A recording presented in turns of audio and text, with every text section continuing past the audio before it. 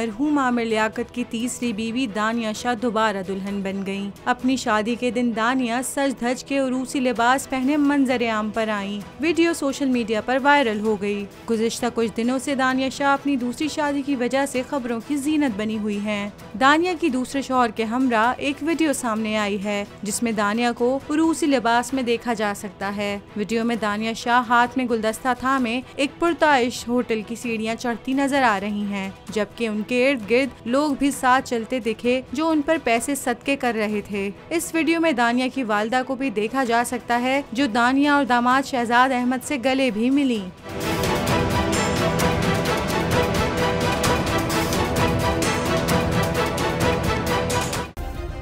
Subscribe करें और bell दबाएं ताकि कोई खबर रह न जाए।